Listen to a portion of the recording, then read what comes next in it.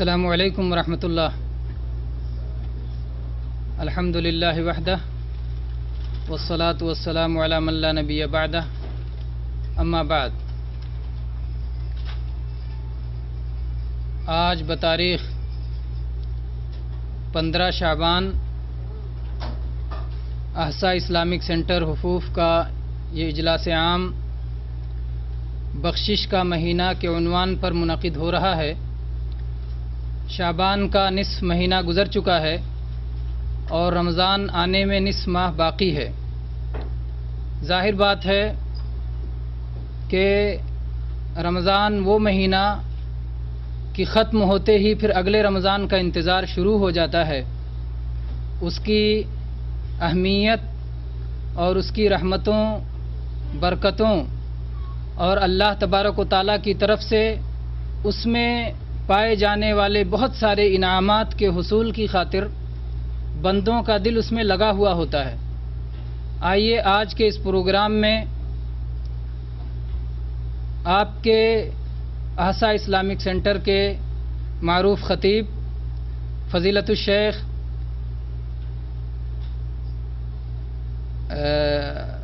عطاء الرحمن سعیدی حفظہ اللہ اسی موضوع پر خطاب فرمائیں گے. بخشش کا مہینہ. شیخ تشریف لائیں. اللہ جزائے خیر عطا فرمائے اور صحت و عافیت کے ساتھ اس موضوع کی بھرپور وضاحت کی توفیق عطا فرمائے. السلام علیکم ورحمۃ اللہ وبرکاتہ.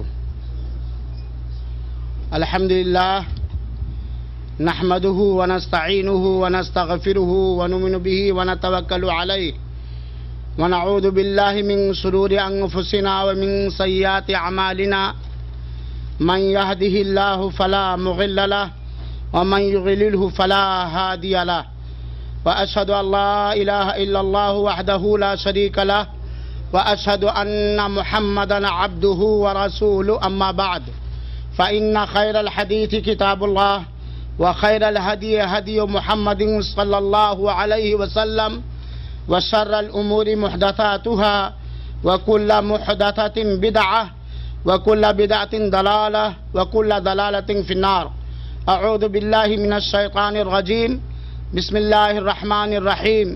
يا ايها الذين آمنوا كتب عليكم الصيام كما كتب على الذين من قبلكم لعلكم تتقون. حاضرین گرامی، معزز سامعین کرام اور عزیز بچوں، آج بتاریخ 15 شعبان سن 1433 ہجری مطابق 5 جولائی سن 2012 احسا اسلامک سینٹر کے اس ماہانہ اجلاس کا عنوان ہے بخشش کا مہینہ. سامعین کرام، ایک مسلمان کو اللہ تعالی سے ہمیشہ اچھا گمان رکھنا چاہیے. بلا شبہ اللہ تعالی بخشش طلب کرنے والے کے لیے ہمیشہ بخشنے کا وعدہ فرمایا ہے. چنانچہ اللہ تعالی نے فرمایا ہے، نبئ عبادی انی انا الغفور الرحیم. میرے بندوں کو بتلا دو، میرے بندوں کو خبر دے دو کہ یقیناً میں ہی بخشنے والا اور رحم کرنے والا ہوں. اللہ تعالی سے جو بھی آدمی جس وقت بخشش مانگتا ہے تو اللہ کی رحمت جوش میں آتی ہے اور اللہ اسے بخش دیتا ہے. اسی لیے قرآن مجید کے اندر آیا ہے، فَقُلْتُ اسْتَغْفِرُوا رَبَّكُمْ إِنَّهُ كَانَ غَفَّارًا. اللہ رب العالمین بہت زیادہ بخشنے والا ہے. آپ لوگ جانتے ہوں گے کہ اللہ تعالی روزانہ رات کے آخری پہر سمائے دنیا پر آتا ہے جیسا اس کے شایان شان اور لائق ہے، اور اعلان کرتا ہے کوئی مانگنے والا جسے میں دوں، ہے کوئی معافی کا طلبگار، بخشش کا طلبگار جسے میں معاف کر دوں، بخش دوں. تو اللہ تعالی ہمیشہ بخشتا ہے جب چاہتا ہے.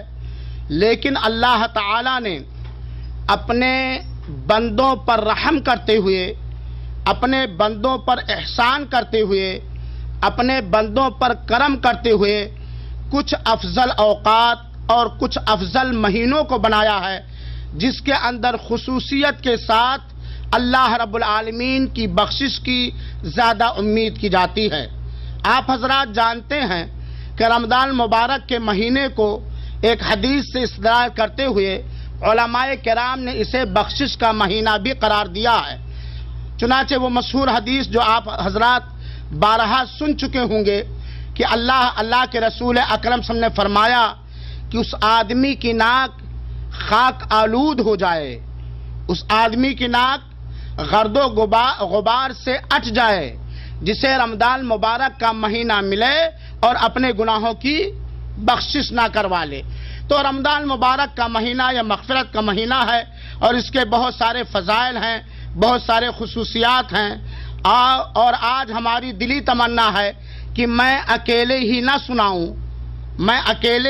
سناؤں، ہمیشہ تو ہم لوگ سناتے ہی رہتے ہیں، میں چاہتا ہوں کہ دوسروں سے بھی سنوں، اس لیے میں گزارش کروں گا عزیزم عبدالخالق عبدالمجید حفظہ اللہ سے کہ وہ آئیں اور رمضان کی فضیلت اور خصوصیت 10 منٹ کے اندر بیان کریں۔ السلام علیکم ورحمۃ اللہ وبرکاتہ۔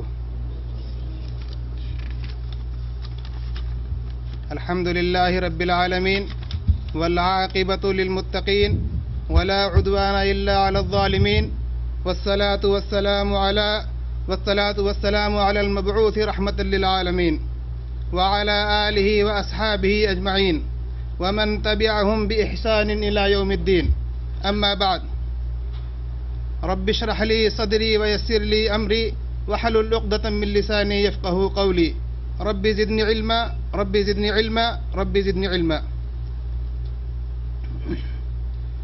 ہر طرح کی تعریف و توصیف، عظمت و بڑائی، حمد و ثنا اللہ جل وعلا کے لیے ہے، جس نے ہمیں اور آپ کو مسلمان گھرانے میں پیدا کیا اور سونے پر سہاگا یہ کی، ہمارے اور آپ کے ضمیر اور غیرت کو بیدار رکھا، جبھی تو ہم لوگ دین سیکھنے اور سمجھنے کے لیے آج اکٹھا ہوئے ہیں۔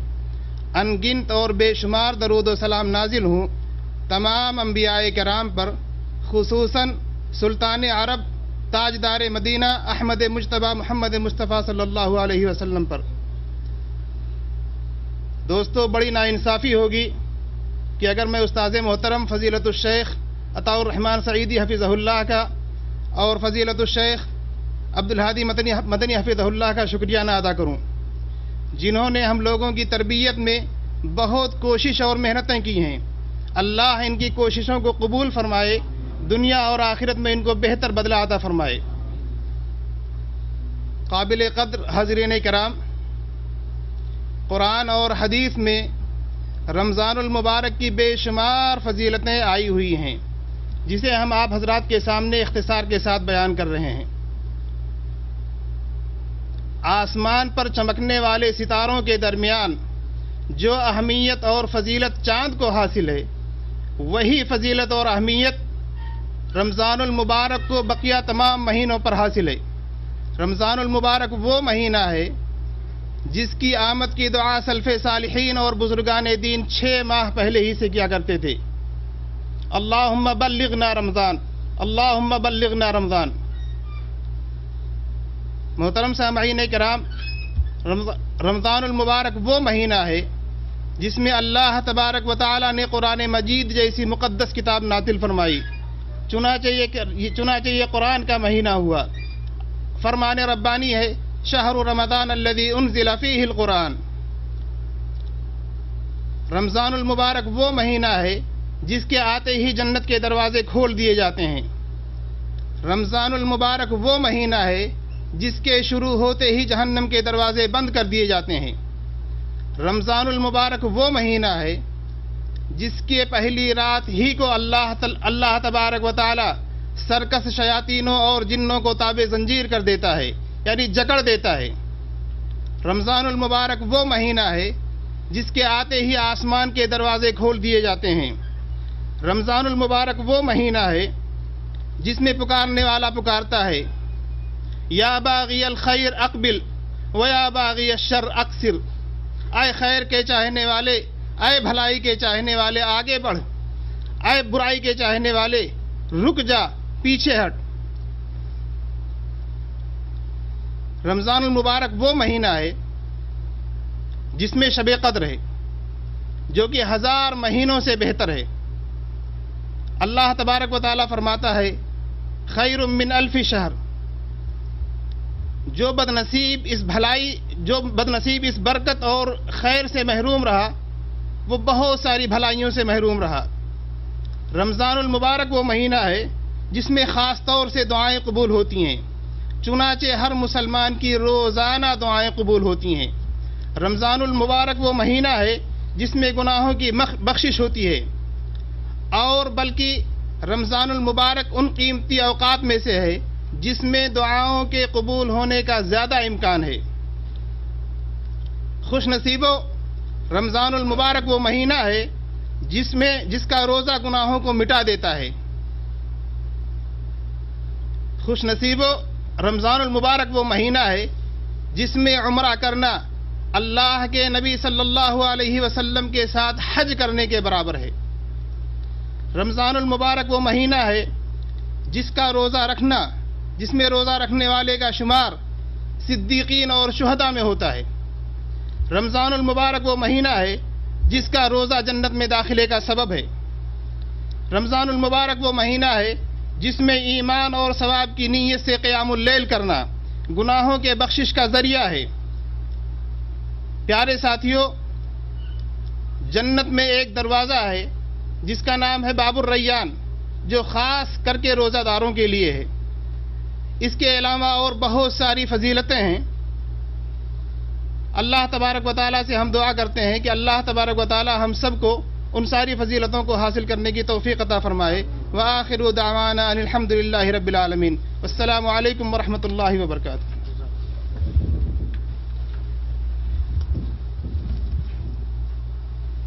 ابھی تک آپ حضرات سن رہے تھے رمضان کی فضیلت اور خصوصیات، اور بہت ہی اختصار کے ساتھ حدیثوں کا خلاصہ برادر عزیز عبدالخالق عبدالمجید نے پیش کیا۔ اب اس کے بعد موضوع ہے صوم کا مفہوم اور اس کی فضیلت و خصوصیت۔ صوم کسے کہتے ہیں، اس کی فضیلت کیا ہے، اس کی خصوصیت کیا ہے، اس پر لب کشائی کرنے کے لیے میں عزیزم حذیفہ کو دعوت دیتا ہوں کہ وہ آئیں اور 7 منٹ کے اندر اپنی بات ختم کریں۔ السلام علیکم ورحمۃ اللہ وبرکاتہ۔ الحمد للہ وحدہ والصلاة والسلام علی من لا نبی بعدہ، اما بعد۔ قابل احترام حضرات، میں آپ لوگوں کے سامنے صوم کا مفہوم اور اس کی فضیلت اور خصوصیات بیان کرنا چاہتا ہوں۔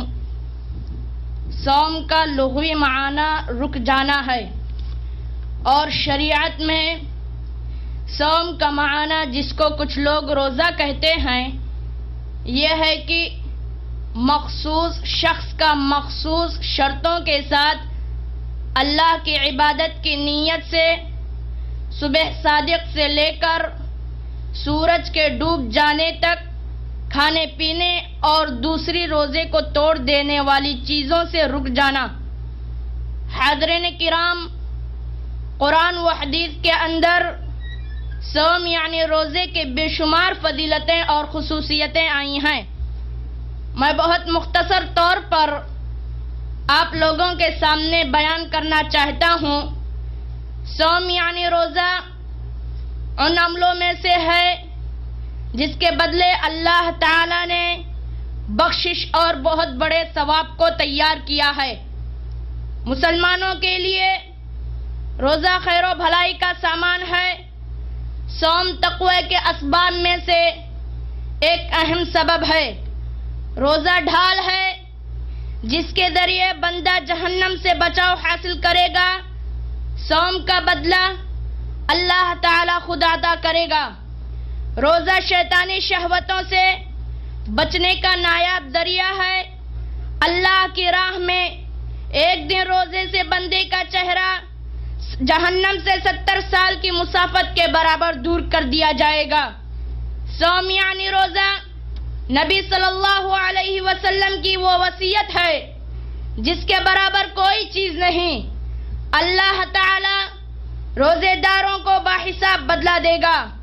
روزے داروں کو افطار کے وقت ایک خوشی ملتی ہے، اور ایک خوشی اس وقت ملے گی جب وہ اپنے رب سے ملاقات کرے گا۔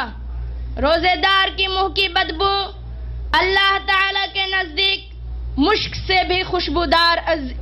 سے بھی زیادہ خوشبودار ہے۔ قیامت کے دن بندے کے لیے روزہ اور قرآن دونوں شفاعت کریں گے۔ روزہ سینوں سے کینہ اور کپٹ اور وسوسوں کو دور کر دیتا ہے۔ جس شخص کا آخری عمل اللہ کی رضامندی کے لیے روزہ ہوگا وہ جنت میں داخل ہوگا۔ روزے دار کی دعا رد نہیں کی جاتی۔ روزے دار کی افطار کے وقت کی دعا قبول ہوتی ہے۔ روزہ وہ عظیم عبادت ہے جس کو اللہ تعالی نے اپنے مومن بندوں پر فرض کیا ہے، جس کا مقصد بندوں کے دلوں میں تقوی پیدا کرنا ہے۔ روزے دار جنت کے اندر ریان نامی گیٹ سے داخل ہوگا۔ روز قیامت اللہ تعالی اعلان فرمائے گا، کہاں ہے دنیا میں رمضان کے روزے رکھنے والے میرے بندے؟ کہاں ہے دنیا میں رمضان کے روزے رکھنے والے میرے بندے؟ وہ اس دروازے یعنی ریان سے جنت میں داخل ہو جائیں۔ جب روزے دار داخل ہو جائے گا تو دروازہ بند کر دیا جائے گا۔ اس کے علاوہ روزے کے بہت ساری فضیلتیں اور خصوصیتیں ہیں۔ اللہ تعالی ہم سب کو ساری فضیلتیں اور خصوصیتیں سے مالا مال فرمائے۔ مرحبا صد مرحبا پھر آمد رمضان ہے، مرحبا صد مرحبا پھر آمد رمضان ہے، کھل اٹھے مرجھائے دل تازہ ہوا ایمان ہے، کھل اٹھے مرجھائے دل تازہ ہوا ایمان ہے۔ ہم گنہگاروں پہ یہ کتنا بڑا احسان ہے، ہم گنہگاروں پہ یہ کتنا بڑا احسان ہے۔ یا اللہ تو نے عطا پھر کر دیا رمضان ہے۔ والسلام علیکم ورحمۃ اللہ وبرکاتہ۔ صوم کا مفہوم اور اس کی فضیلت و خصوصیت پر سرسری روشنی حذیفہ نے ڈالی۔ اب آئیے سنا جائے کہ صوم یعنی روزے کے آداب کیا ہیں۔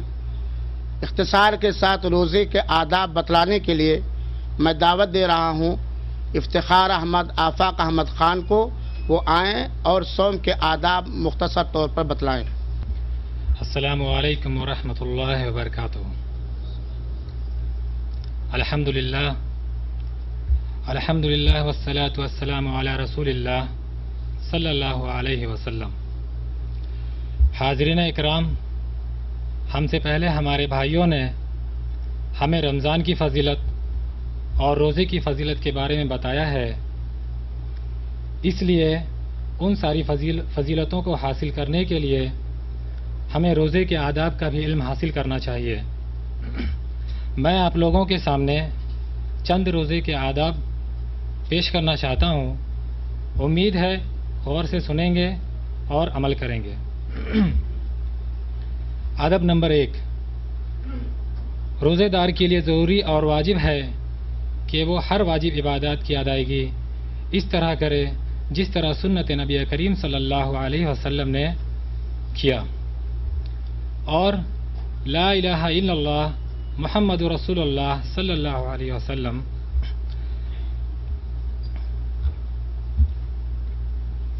لا الہ الا اللہ محمد رسول اللہ کا اقرار کرنے کے بعد سب سے اہم عبادت نماز ہے، اور جس کے بارے میں کسی طرح کی لاپرواہی دنیا اور آخرت میں ہلاکت کر دینے کا سامان ہے۔ نمبر 2، ساری عبادتیں اخلاص کے ساتھ کریں اور نبی کریم صلی اللہ علیہ وسلم کے سنت کے مطابق کریں۔ نمبر 3، روزے دار کے اوپر واجب ہے کہ وہ اللہ اور اس کے رسول صلی اللہ علیہ وسلم کے حرام کی ہوئی چیزوں سے مکمل رکا رہے، چاہے وہ چیزیں ہوں جن سے روزہ ٹوٹ جاتا ہے اور چاہے وہ چیزیں ہوں جن سے روزے کا ثواب کم ہو جاتا ہے، جیسے جھوٹ بولنا، جھوٹی گواہی دینا، غیبت کرنا، چغلی کرنا، دھوکہ دھڑی، ناچ گانے، فلمیں، ڈرامے دیکھنا اور گانے سننا، جھگڑے اور لڑائی کرنا، حرام کھانا، حرام کمانا وغیرہ وغیرہ۔ ادب نمبر 4، سحری کرنا اور سحری کرنے میں تاخیر کرنا، یعنی صبح صادق سے تھوڑا پہلے۔ نبی کریم صلی اللہ علیہ وسلم نے فرمایا، سحری کرو، سحری کرنے میں برکت ہے۔ نمبر 5، افطار کرنے میں جلدی کریں، رطب کھجور سے یا سوکھے کھجور سے افطار کریں، اگر ان کا بھی انتظام نہ ہو تو پانی سے افطار کرنا چاہیے۔ نبی کریم صلی اللہ علیہ وسلم نے فرمایا، لوگ اس وقت تک بھلائی میں رہیں گے، لوگ اس وقت تک خیر و بھلائی میں رہیں گے جب تک افطار کرنے میں جلدی کیا کریں گے۔ نمبر 6، افطار کے وقت دعا کریں، بلکہ پورے روزے کی حالت میں زیادہ سے زیادہ دعا کرنا چاہیے۔ نمبر 7، روزے دار کو افطار کرانا۔ نمبر 8، زیادہ سے زیادہ قرآن پاک کی تلاوت اور اللہ کا ذکر و اذکار کرنا، نفلوں کا اہتمام کرنا۔ نمبر 10، جماعت کے ساتھ صلاۃ تراویح کا اہتمام کرنا۔ نمبر 11، اعضاء و جوارح کو فضول باتیں کرنے اور سننے سے روکے رکھنا۔ نمبر 12، روزے کی حالت میں مبالغہ کے وقت وضو کے وقت غلغلہ اور ناک میں پانی نہ چڑھانا۔ نمبر 13، جس آدمی کو اپنے نفس پر کنٹرول نہ ہو اسے چاہیے کہ وہ روزے کی حالت میں اپنے بیوی سے کھیل کود نہ کرے۔ نمبر 13، بنا ضرورت کھانے چکھنے سے بچنا چاہیے۔ ان کے علاوہ اور بہت سارے آداب ہیں۔ اللہ تعالی ہمیں روزے کے سارے آداب کا خیال رکھنے کی توفیق دے، آمین۔ السلام علیکم ورحمۃ اللہ وبرکاتہ۔ صوم کے آداب کے بعد صوم یعنی روزہ واجب ہونے کی شرطیں اور صوم کے ارکان، جو بہت ہی اہم چیز ہے، اس پر روشنی ڈالنے کے لیے میں برادر عزیز مجاہد قادری کو دعوت دوں گا کہ وہ آئیں اور ہمیں بتلائیں کہ صوم واجب ہونے کی شرطیں کیا ہیں اور صوم کے ارکان کیا ہیں۔ السلام علیکم ورحمۃ اللہ وبرکاتہ۔ الحمدللہ والصلاة والسلام علی رسول اللہ، اما بعد۔ حاضرین اکرام، جب سے آپ لوگوں نے بالترتیب ایک کے بعد دیگر روزے صوم کے متعلق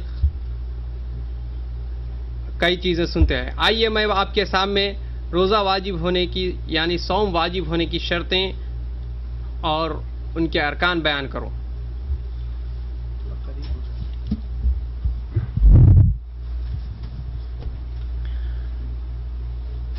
ایک مسلمان مرد اور عورت پر واجب اور ضروری ہے کہ وہ ان تمام عبادتوں کے احکام اور مسائل کا علم حاصل کرے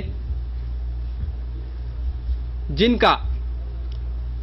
کو اللہ تبارک و تعالی نے مسلمانوں پر فرض کیا ہے۔ اس معاملے میں مسلم سماج کے اندر بڑی لاپرواہی پائی جاتی ہے۔ لوگ یا تو ان کا علم حاصل نہیں کرنا چاہتے یا ان سے دوری اختیار کرتے ہیں، چنانچہ وہ ان عبادتوں میں ایسے کام کر بیٹھتے ہیں جن سے وہ ان کی عبادتیں قبول نہیں ہوتی۔ ماہ رمضان کا صوم بھی انہی فرض عبادتوں میں سے ایک عبادت ہے جس کو اللہ تبارک و تعالیٰ نے مسلمانوں پر، مومنوں پر فرض کیا ہے۔ جیسے اللہ تبارک و تعالیٰ قرآن کریم میں سورہ بقرہ کی آیت نمبر 183 میں فرماتا ہے، اعوذ باللہ من الشیطان الرجیم، یا ایہا الذین آمنوا کتب علیکم الصیام کما کتب علی الذین من قبلکم لعلکم تتقون۔ اے ایمان والو، تمہارے اوپر پچھلی امتوں کی طرح صوم یعنی روزہ فرض کیا گیا ہے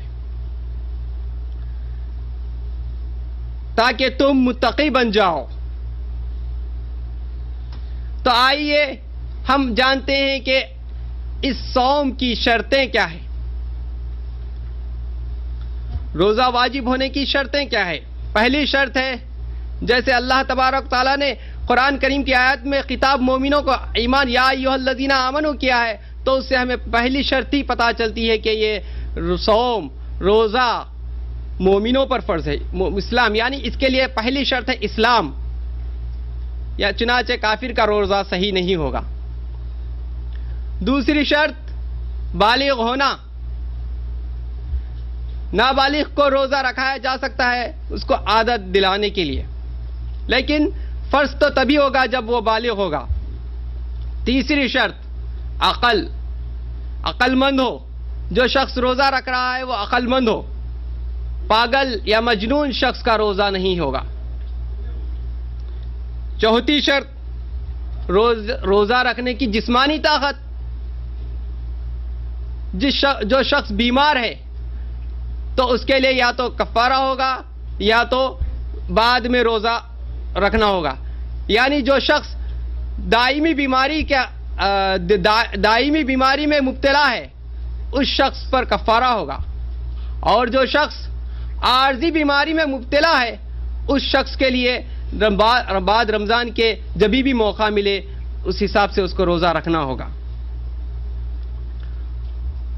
پانچویں شرط ان چیزوں کا نہ پایا جانا جن چیزوں کی وجہ سے روزہ رکھنا صحیح نہیں، جیسے عورتوں کے لیے حیض و نفاس کی حالت، چنانچہ ایسی عورتیں جو حیض یا نفاس سے ہیں ان پر روزہ واجب نہیں۔ چھٹی شرط مقیم، یعنی جو شخص مقیم ہو، مسافر روزہ توڑ سکتا ہے، مسافر کے لیے جائز ہے کہ وہ روزہ توڑ سکتا ہے۔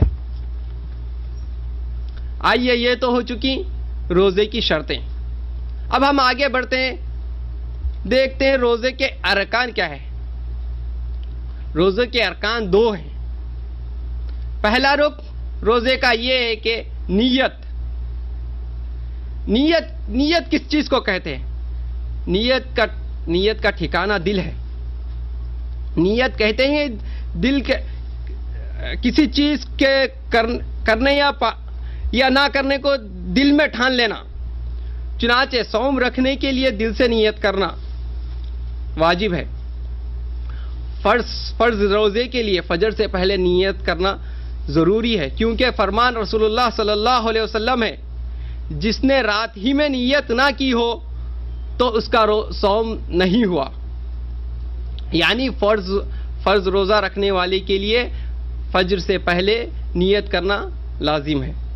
ہاں، اگرچہ کوئی شخص نفل روزہ رکھ رہا ہے تو اس کے لیے زوال تک وقت ہے، زوال تک اگرچہ وہ کچھ نہ کھائے نہ پیے تو وہ زوال سے پہلے نفل روزے والا نیت کر سکتا ہے۔ اب دوسرا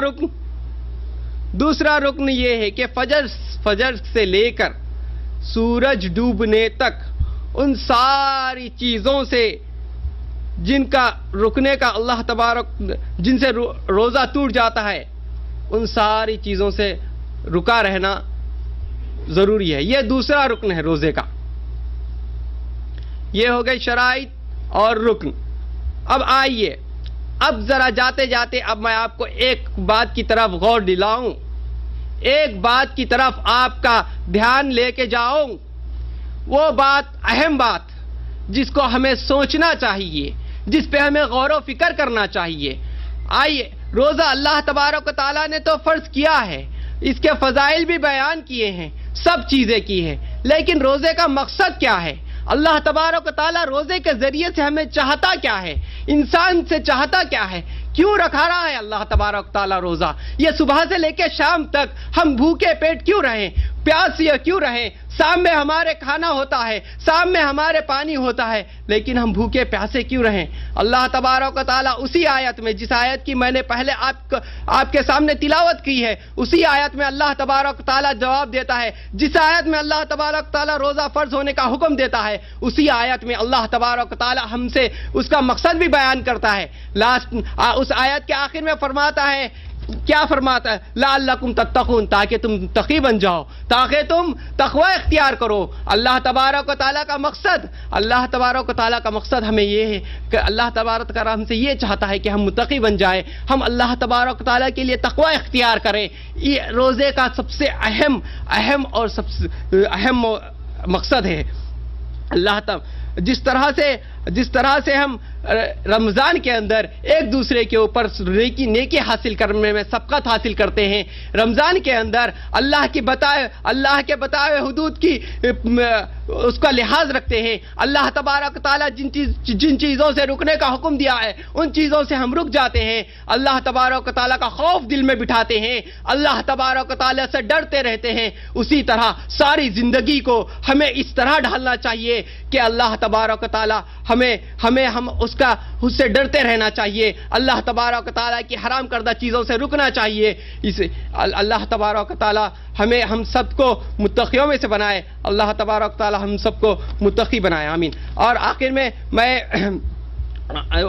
اعلی حسن اسلامک سینٹر کے اردو داعیوں کا تہہ دل سے شکر ادا کرتا ہوں، جنہوں نے مجھے اس قابل سمجھا کہ یہاں کھڑے ہو کر آپ کے سامنے کچھ لفظ بیان کر سکوں۔ جزاک اللہ خیر۔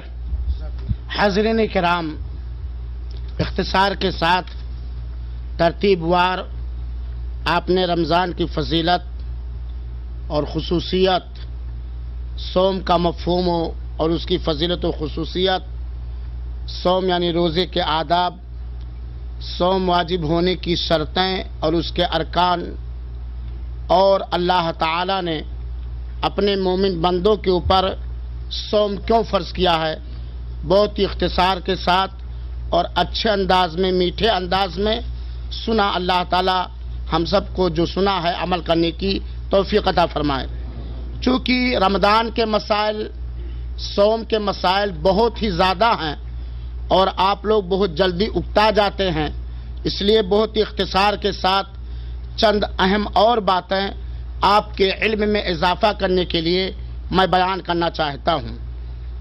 صوم کو توڑ دینے والی چیزیں کیا کیا ہیں؟ صوم کو توڑ دینے والی چیزیں کیا کیا ہیں؟ اس سے پہلے کہ صوم کو توڑ دینے والی چیزیں میں بتلاؤں، آپ جانتے ہیں کہ رمضان مبارک کے ثبوت فراہم کرنے کے لیے 3 چیزوں میں سے کوئی ایک چیز ہونی چاہیے۔ کیسے ہمیں معلوم ہو کہ رمضان کا مہینہ شروع ہو گیا ہے؟ تو رمضان کے ثبوت کے لیے 3 چیزوں میں سے کوئی ایک چیز اگر مل جائے تو یہ مانا جائے گا رمضان مبارک شروع ہو گیا ہے۔ یا تو چاند دیکھ لیا جائے، رمضان کا چاند دیکھ لیا جائے، اور اگر چاند نہیں دیکھا گیا ہے تو قابل اعتماد ذریعوں سے، دوسرا ذریعہ جو ہے قابل اعتماد ذریعوں سے چاند کے دیکھنے کی شہادت اور گواہی مل جائے۔ اگر چاند بھی نہیں دیکھا گیا اور چاند کے دیکھنے کی شہادت اور گواہی بھی ہمیں کہیں سے فراہم نہ ہو سکی، تب ایسی صورت میں شعبان کی 30 تاریخ پورا کریں گے، کیونکہ عربی میں مہینہ یا تو 29 دن کا ہوتا ہے یا 30 دن کا ہوتا ہے، اور بنا ان تینوں میں سے کسی ایک ثبوت کے فراہم کیے ہوئے ہم رمضان مبارک کا صوم استقبال کے طور پر نہیں رکھ سکتے ہیں۔ اگر کوئی یہ کہے کہ رمضان کا برکت کا مہینہ ہے، مغفرت کا مہینہ ہے، پیشگی 2-3 روز ہی روزہ رکھنے لگیں، صوم رکھنے لگیں، تو ایسا کرنا سنت رسول صلی اللہ علیہ وسلم کے خلاف ہے اور آپ صلی اللہ علیہ وسلم نے منع فرمایا ہے۔ میرے بھائیوں اور ساتھیوں، صوم کن کن کاموں سے فاسد ہو جاتا ہے؟ دیکھیے دو چیزیں ہیں. ایک چیز تو یہ ہے، کچھ چیزیں تو ایسی ہیں جن میں سے کوئی ایک چیز ہو گئی تو صوم ٹوٹ جائے گا، روزہ ٹوٹ جائے گا، فاسد اور باطل ہو جائے گا. اور کچھ چیزیں ایسی ہیں جن میں سے جس کے ہونے سے صوم فاسد تو نہیں ہوگا، روزہ ٹوٹے گا تو نہیں، لیکن روزے کا اجر و ثواب کم ہو جائے گا، جو روزے کے آداب میں کسی بھائی نے بیان کیا. تو میں بتلا رہا ہوں کہ روزے کو توڑ دینے والی چیزیں کون کون ہیں. روزے کے توڑ دینے والی چیزوں میں سے ایک چیز ہے جماع، یعنی ہم بستری. اللہ تعالی نے رمضان مبارک کے دنوں میں روزے دار کے لیے اپنی بیوی سے ازدواجی زندگی میں جو ہوتا ہے وہ کرنے سے منع فرمایا ہے. شروع اسلام میں یہ بات جائز تھی، لیکن بعد میں اللہ تعالیٰ نے اسے حرام قرار دیا. چنانچہ اگر کوئی شخص رمضان کے دنوں میں روزے کی حالت میں اپنی بیوی سے شرمگاہ میں ہم بستری کر لیا تو اس کا روزہ ٹوٹ جائے گا، جس کی دلیل ہے وَحِلَّ لَكُمْ لَيْلَةَ الصِّيَامِ الرَّفَثُ. اور اگر کسی شخص نے جمع ہم بستری کے ذریعہ اپنا روزہ ٹوٹا تو اسے کفارہ مغلظہ دینا پڑے گا. کسی شخص نے اگر اپنے بیوی سے رمضان کے مہینے میں جمع یا ہم بستری جان بوجھ کر لیا، تب ایسی صورت میں پہلی بات تو اسے توبہ کرنا پڑے گا، کیونکہ اس نے اللہ کے حکم کی نافرمانی کی. دوسری چیز، اس نے رمضان کے احترام کو پامال کیا، اور ساتھ ہی ساتھ اس دن کا قضا بھی کرنا پڑے گا. اس کے علاوہ اسے کفارہ مغلظہ دینا پڑے گا، جسے مغلظہ کہا جاتا ہے. وہ یہ ہے ترتیب کے ساتھ کہ یا تو ایک گردن آزاد کرے، غلام آزاد کرے. اگر یہ نہیں کر سکتا ہے تو 2 مہینے لگاتار روزہ رکھے. 2 مہینے لگاتار روزہ رکھے، بیچ میں ناغہ نہ ہو، الا ایک ہی کوئی عذر شرعی آ جائے، جیسے عید کا دن آ گیا، بقرعید کا دن آ گیا، یا وہ وجوہات اور اسباب آ گئے جن کی وجہ سے روزہ توڑنا جائز ہو جاتا ہے، جیسے بہت زیادہ بیمار ہو گیا. ورنہ 2 مہینہ کانٹینیو لگاتار اسے روزہ رکھنا پڑے گا. اگر اس کی بھی طاقت نہیں ہے تو وہ 60 مسکین کھلائے، جو عام غذا ہوتی ہے 60 مسکین کھلائے. یہ جمع کے ذریعے، ہم بستری کے ذریعے روزہ توڑ دینے والے کو اللہ تعالیٰ نے حکم دیا اور اس کا پابند بنایا ہے. دوسری چیز جس سے روزہ ٹوٹ جاتا ہے، جان بوجھ کر، با اختیار جان بوجھ کر منی نکال دینا، جس سے وہ مادہ خارج کر دینا، چاہے مرد ہو یا عورت، جس سے اولاد پیدا ہوتی ہے، چاہے وہ ہاتھ کے ذریعہ ہو یا کوئی ایسی چیز سوچ کر کے ہو یا کوئی چیز دیکھ کر کے ہو. اگر با اختیار جان بوجھ کر اس نے منی نکالا ہے تو اس کا روزہ ٹوٹ جائے گا. لیکن یہاں یہ بھی جانیے کہ اگر کسی نے اس طرح منی نکالی ہے تو اس کا روزہ ٹوٹے گا اور اسے اس دن کی قضا کرنی پڑے گی، اور ساتھ ہی ساتھ اسے توبہ کرنا پڑے گا، اسے کفارہ نہیں دینا پڑے گا. اسی طریقے سے تیسری وہ چیز جس سے روزہ ٹوٹ جاتا ہے، جان بوجھ کر، با اختیار جان بوجھ کر کھا پی لینا.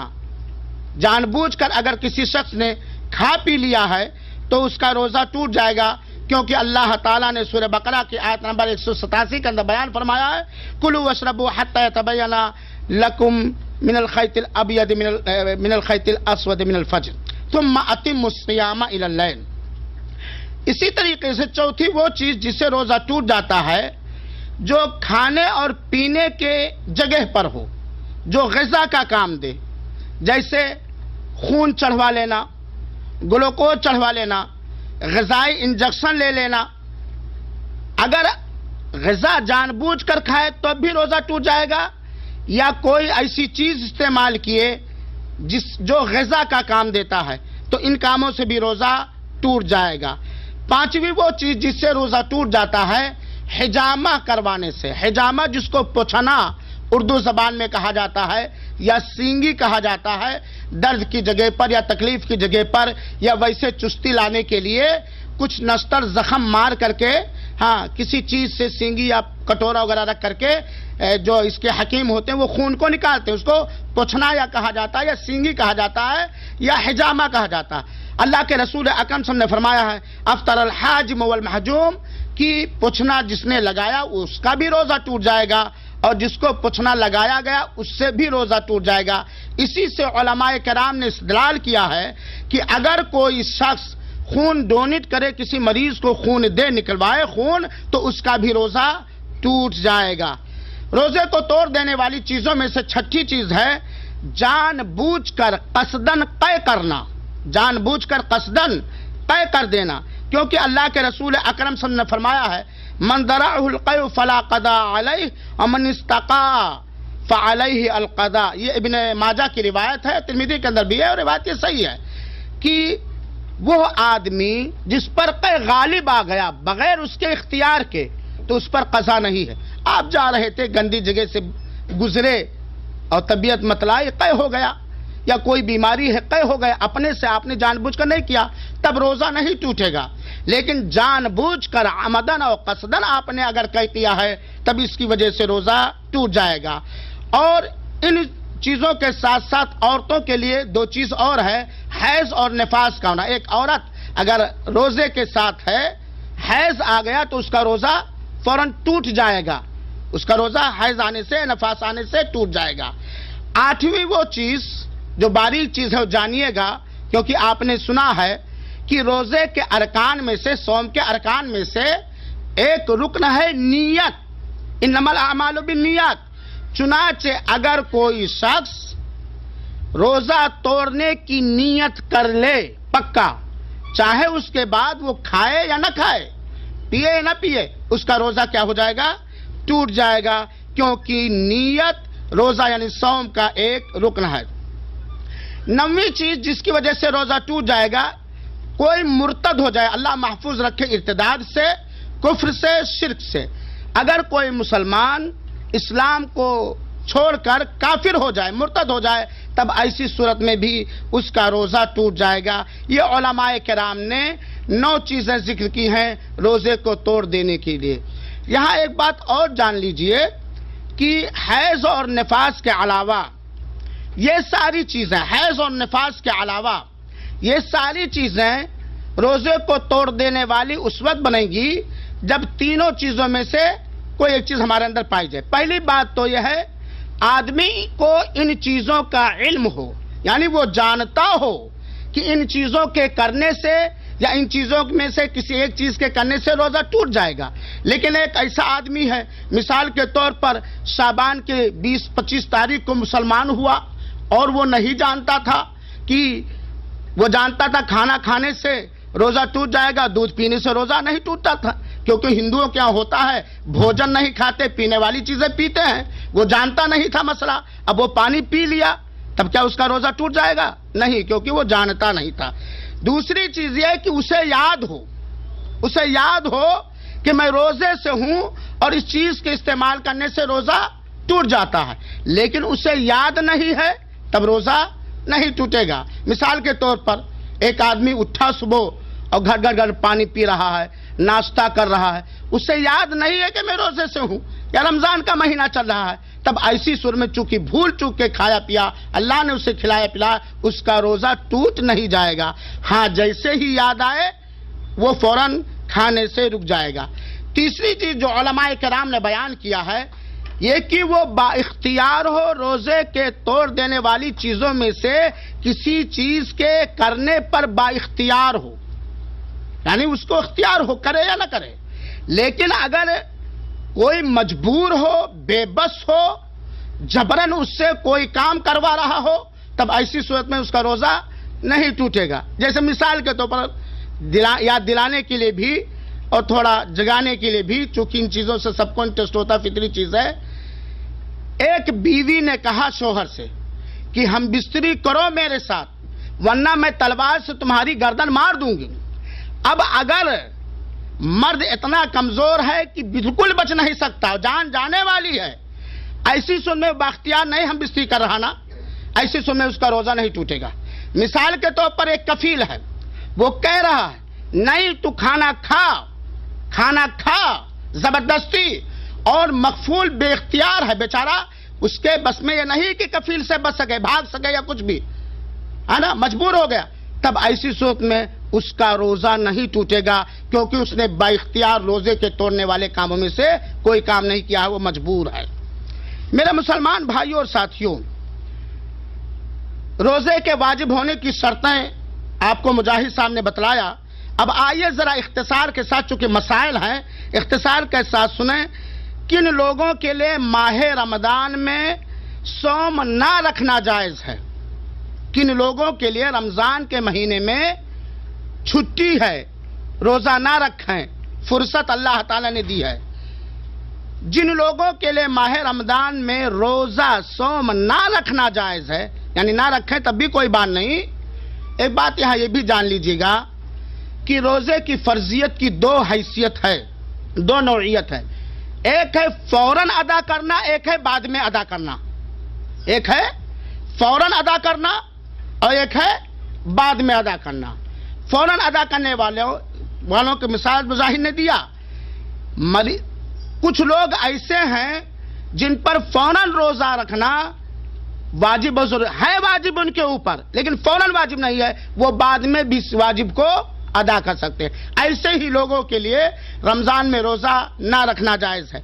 ان میں سے ہیں مسافر، مسافر آدمی کے لیے جائز ہے کہ وہ رمضان میں روزہ توڑ دے، جائز ہے اس کے لیے۔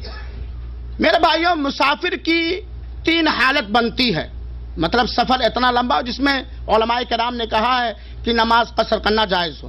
مسافر کی 3 حالت بنے گی۔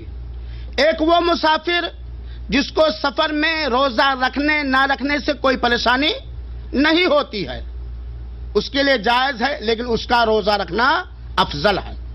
وہ مسافر جس کے لیے سفر میں روزہ رکھنے یا نہ رکھنے میں کوئی مشقت و پریشانی نہیں ہے، اس کے لیے جائز ہے روزہ توڑنا، لیکن افضل کیا ہے؟ روزہ رکھ لے۔ دوسرا وہ مسافر جس کے لیے روزہ رکھنے میں سفر میں مشقت و پریشانی ہوتی ہے، مشقت و پریشانی ہوتی ہے، اس کے لیے افضل ہے روزہ نہ رکھنا، اس کے لیے کیا افضل ہے؟ روزہ رکھنا۔ تیسرا وہ مسافر جس کو سفر میں روزہ رکھنے میں اتنی مشقت ہوتی ہے کہ جان جانے کا خطرہ ہے، دماغ ختم ہو جانے کا خطرہ ہے، بے ہوش ہو جانے کا خطرہ ہے، ایسے مسافر کے لیے روزہ رکھنا حرام ہے۔ کیوں؟ کیونکہ اللہ تعالیٰ نے کوئی عبادت اس لیے نہیں فرض کی ہے کہ جان کی بڑی قدر ہے، وَلَا تُلْقُوا بِأَيْدِيكُمْ إِلَى التَّهْلُكَةِ، اپنے آپ کو ہلاکت و بربادی میں نہ ڈالو۔ تو یہ مسافر کی 3 حالت ہوئی۔ اسی طریقے سے مریض کے لیے رمضان میں روزہ نہ رکھنے کی چھوٹ ہے۔ مریض 2 طرح سے ہوتے ہیں۔ ایک مریض وہ ہے جو وقتی طور پر بیمار ہوا ہے، وقتی طور پر بیمار ہوا ہے، رمضان تھا، بخار آ گیا، کھانسی آ گئی یا کوئی پرابلم آ گیا 2-4 دن کے لیے۔ اب اگر اس کو روزہ رکھنے میں مشقت و پریشانی ہے، جسمانی نقصان پہنچنے کا خطرہ ہے، تب ایسی صورت میں روزہ توڑ دے، لیکن یہ بعد میں کیا کرے گا؟ رمضان ختم ہونے کے بعد قضا کرے گا، جیسے مسافر بعد میں قضا کرے گا۔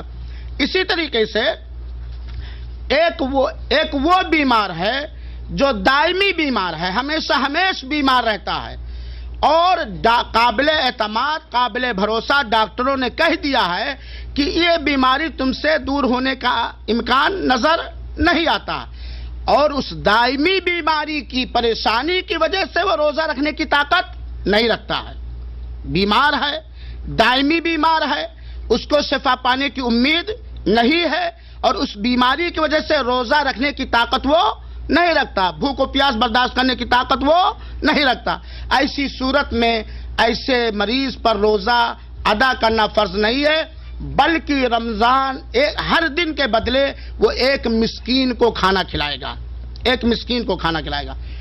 یہیں پر یہ بھی جان لیجئے کہ جہاں بھی روزے کے مسائل میں مسکین کے کھلانے کی بات ہے، تو اگر کوئی چاہے تو جیسے 30 دن وہ نہیں روزہ رکھا، اگر کوئی شخص چاہے تو ایک ہی مسکین کو 30 دن کھلا دے، اگر کوئی چاہے تو ایک ہی دن 30 مسکین کو کھلا دے، اور اگر کوئی چاہے کھلانا نہیں چاہتا ہے تو 1.5 کلو غلے کے حساب سے 3 مسکینوں میں بانٹ دے یا ایک ہی مسکین کو دے دے، 1.5 کلو غلے کے حساب سے 30 مسکینوں میں بانٹ دے یا 10 مسکینوں میں بانٹ دے یا ایک ہی مسکین کو دے دے، یہ مسکین کے کھلانے کا مسئلہ ہوا۔ کچھ لوگ سوال کرتے ہیں کہ مسکین تو بہت ہیں، کچھ ایسے مسکین ہیں جو دین کے پابند ہیں، شریعت کے پابند ہیں، صحیح عقیدہ والے ہیں، اور کچھ ایسے مسکین ہیں جو بد دین ہیں، بد عمل ہیں، بد عقیدہ ہیں، تو کیسے مسکین کو اختیار کیا جائے؟ تو میری رائے اس سلسلے میں یہ ہے کہ اگر امکان ہے تو صحیح عقیدہ والا مسکین اختیار کریں، باعمل مسکین اختیار کریں، شریعت اسلامیہ کے پابند مسکین کو استعمال کریں، اسی کو یہ ساری چیزیں دینی چاہیے، اور اگر نہیں ہے تو فاتقوا اللہ ما استطعتم۔ اسی طریقے سے وہ عورت جو حیض اور نفاس کی حالت میں ہے، رمضان میں وہ بھی روزہ نہیں رکھے گی، بعد میں کیا کرے گی؟ قضا کرے گی۔ اسی طریقے سے اس عورت کے لیے بھی رمضان میں روزہ نہ رکھنے کی اجازت ہے جو حمل کے ساتھ ہو یا اپنے بچے کو دودھ پلا رہی ہو۔ ایک عورت ہے حمل کی وجہ سے صوم رکھنے پر پریشان ہو جاتی ہے، روزے کا اثر اس کے جسم پر کر جاتا ہے یا اس کے پیٹ میں جو امانت ہے اس پر کر جاتا ہے، یا روزے کی وجہ سے اتنا دودھ نہیں ہوتا جو اس کے بچے کے پیٹ کو بھر سکے، تب ایسی صورت میں ایسی عورتوں کے لیے رمضان میں روزہ نہ رکھنے کی اجازت ہے، بعد میں وہ کیا کریں گی؟ قضا کریں گی، حاملہ اور دودھ پلانے والی عورت۔ اسی طریقے سے اگر کوئی آدمی بہت ضعیف ہو چکا ہے، بوڑھا ہو چکا ہے، کبر سنی کا شکار ہو چکا ہے، بڑھاپے کی وجہ سے وہ بھوک و پیاس نہیں برداشت کر سکتا ہے، اور بڑھاپا ایک ایسی بیماری جس سے مظفر بھائی ہر ایک کو گزرنا ہے، اللہ تعالیٰ ایسی عمر سے بچائے جس کو ارذل عمر کہا گیا ہے۔ ہاں، تو ایسے بوڑھے کے لیے اجازت ہے، وہ روزہ نہیں رکھے گا اور ہر دن کے بدلے وہ ایک مسکین کھلائے گا۔ یہ میں نے بتلایا کہ کن لوگوں کے لیے رمضان میں روزہ نہ رکھنے کی اجازت ہے۔ میرے بھائیوں اور ساتھیوں، رمضان مبارک کے اندر کیا کیا عمل کرنا زیادہ افضل ہے؟ کیا کیا عمل کرنا زیادہ افضل ہے؟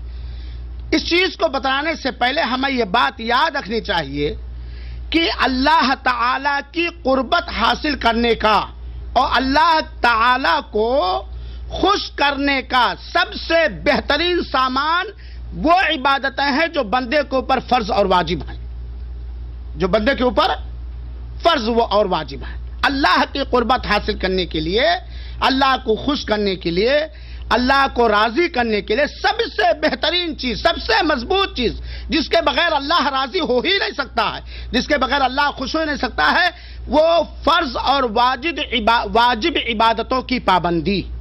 بہت سارے لوگوں کو دیکھا جاتا ہے کہ رمضان میں الٹ پلٹ ڈالتے ہیں، مسجدوں کے قالین بھیج جاتے ہیں، قرآن پر داغ پڑ جاتا ہے، عمرے پہ عمرے کرتے ہیں، صدقے پہ صدقے کرتے ہیں، افطار پہ افطار کراتے ہیں، اور بالکل سم گم بیٹھے رہتے ہیں کاروبار چھوڑ کے، لیکن رمضان کے بعد رمضان میں فرائض بھی کرتے ہیں، نوافل بھی کرتے ہیں، سنن بھی کرتے ہیں، سب کچھ کرتے ہیں، اور رمضان کے بعد وہ ایسے ہی اللہ کی عبادت سے بھاگ جاتے ہیں جیسے گدھے کے سر سے سینگ بھاگ جائے۔ تو یہ بات ہمیشہ یاد رکھیے گا، رمضان مغفرت کا مہینہ ہے، رمضان توبہ کا مہینہ ہے، رمضان خیر و برکت کا مہینہ ہے۔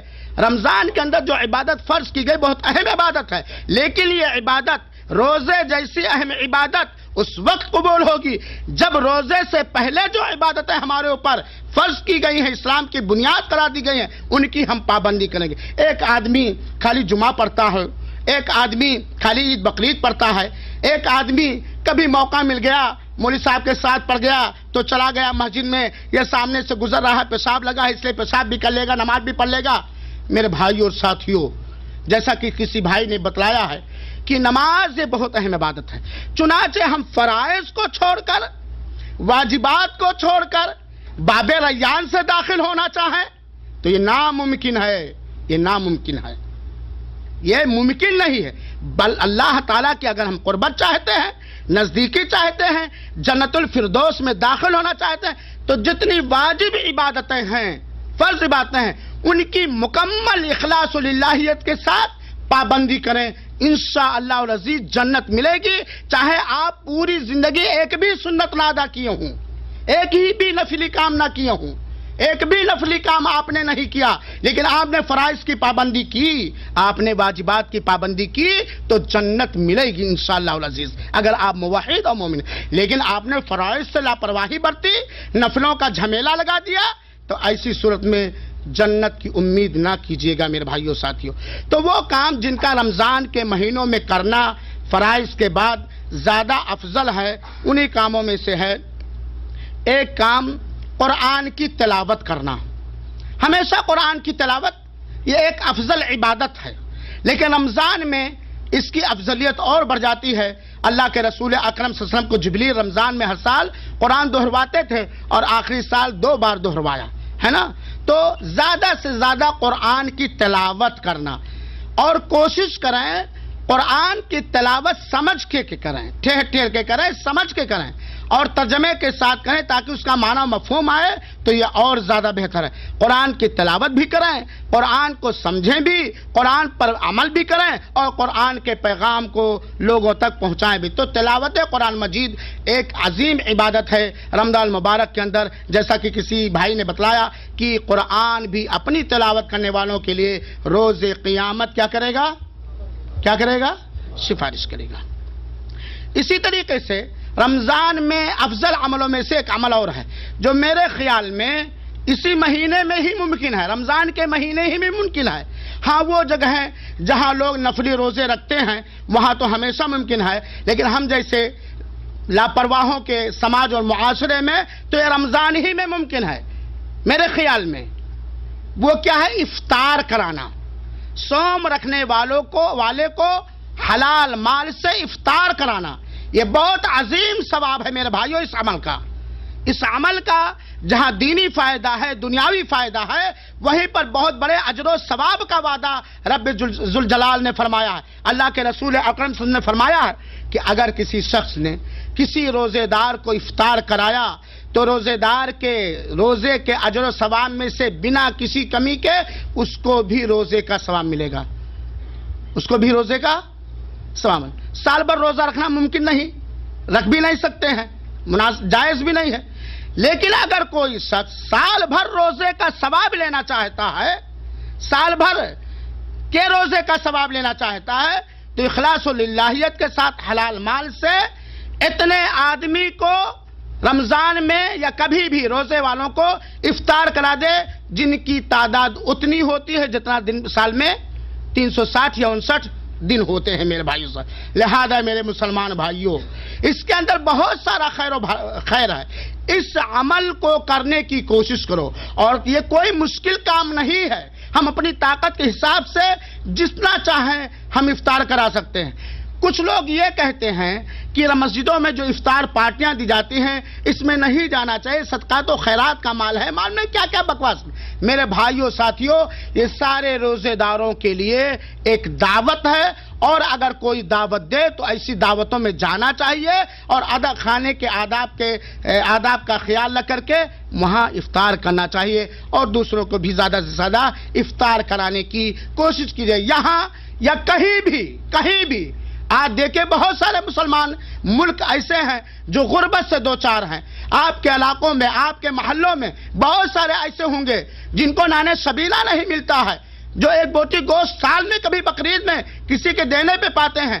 ایسے غریب دیندار مسلمانوں، روزے دار مسلمانوں کو افطار کرانے کی کوشش کرو، اپنی بیویوں کو فون کرو، آپ یہاں سے پیسے بھیجو کہ آپ افطار کراؤ، اور اخلاص کے ساتھ افطار کراؤ اور پیٹ بھر افطار کراؤ۔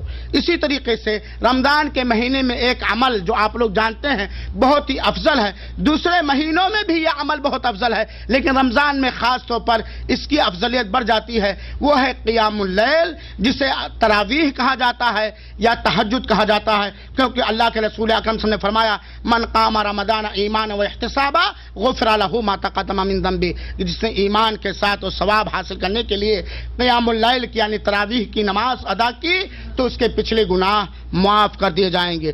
اسی طریقے سے رمضان میں ایک بہت بہتر عمل ہے، وہ عمل ہمیشہ افضل ہے، مبارک ہے، خیر و برکت کا ذریعہ ہے، فقیر و محتاجی دور کرنے کا ایک ذریعہ ہے، لیکن رمضان میں اس عمل کی افضلیت بڑھ جاتی ہے، وہ ہے عمرہ کرنا۔ اللہ کے رسول اکرم صلی اللہ علیہ وسلم نے فرمایا ہے رمضان میں کیا گیا عمرہ میرے ساتھ حج کے برابر ہے۔ اللہ تعالیٰ سب کو رمضان مبارک کے اندر عمرہ کرنے کی توفیق عطا فرمائے۔